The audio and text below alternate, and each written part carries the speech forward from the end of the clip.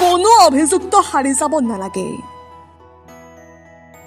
জুবিন হত্যাৰ চাৰ্জশ্বিট দাখিলৰ পিছতেই জুবিন ক্ষেত্ৰত নিশা উপস্থিত হৈ প্ৰথম প্ৰতিক্ৰিয়া গৰিমা শইকীয়া গাৰ্গৰ।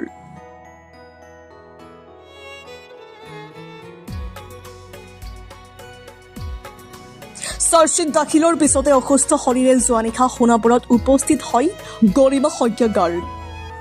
জুবিন গাৰ্গক হত্যাৰ ৮৫ দিনত SITয়ে দাখিল কৰিলে জুবিন গাৰ্গ ঘটনাৰ অভিযোগনামা। ৩,৫০০ পৃষ্ঠাৰ অভিযোগনামাত বহু বিস্ফোৰক তথ্য সন্নিৱিষ্ট কৰিছে বিশেষ তদন্তকাৰী দলে।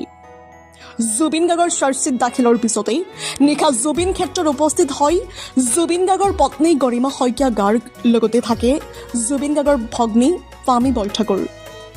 অসহায় গৰিমাই দোষীৰ শাস্তি বিচাৰি কান্দি কান্দি প্ৰথমটো প্ৰতিক্ৰিয়া প্ৰকাশ কৰি ক'লে কোনো অভিযুক্ত হাৰি যাব নালাগে। আমি ইতিমধ্যে যিকেইজন অভিযুক্ত তেওঁলোকৰ ওপৰত FIR দাখিল কৰিছোঁ আমাৰ পৰিয়ালৰ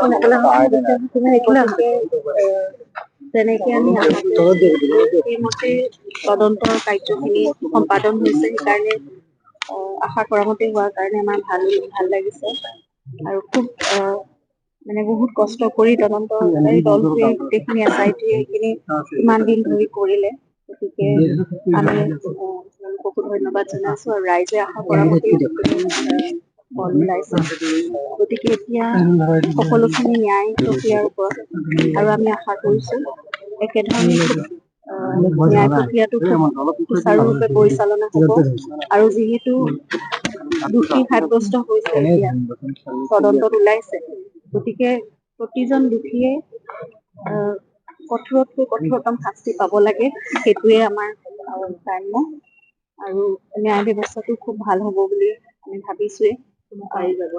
কোনো সাৰি যাব নালাগে আৰু সেই তদন্তৰ ব্যৱস্থাৰ ওপৰতো আমাৰ আস্থা আছিল আৰু আমাৰ দেশৰ আইনৰ ওপৰত আমাৰ ন্যায় ব্যৱস্থাৰ ওপৰতো সমানেই আস্থা আছে। গতিকে সেইখিনি হ'ব বুলি আমি আশা কৰিছো। আৰু তাতে আজি মাননীয় মুখ্যমন্ত্ৰী মহোদয়ে কৈছে যে ফাষ্ট ট্ৰেক আদালতৰ কথা তেওঁলোকে হাইকোৰ্টত আপিল কৰিব। গতিকে সেইখিনি আমিও সকলোৱে বিচাৰিছো, ৰাইজেও বিচাৰিছে, আমি পৰিয়ালৰ ফালৰ পৰাও বিচাৰিছো যিমান সোনকালে পাৰে সেই ন্যায় প্ৰক্ৰিয়াটো আৰম্ভ হওক আৰু ভালকে পৰিচালিত হওক আৰু এটা মীমাংসা যাতে আমি সোনকালে পাব পাৰো। আৰু পুনৰবাৰ কৈছো, দোষীয়ে কঠোৰতকৈ কঠোৰতম শাস্তি পাব লাগিব। আমাৰ গোটেই আমাৰ ঘৰখন সানবান হ'ল, গোটেই অসমৰ ৰাইজে এই বস্তুটো সেয়াই বিচাৰি আছে, কেনেকে জুবিন গাৰ্গৰ দৰে এটা সত্তা এনেকে। News desk report NTV।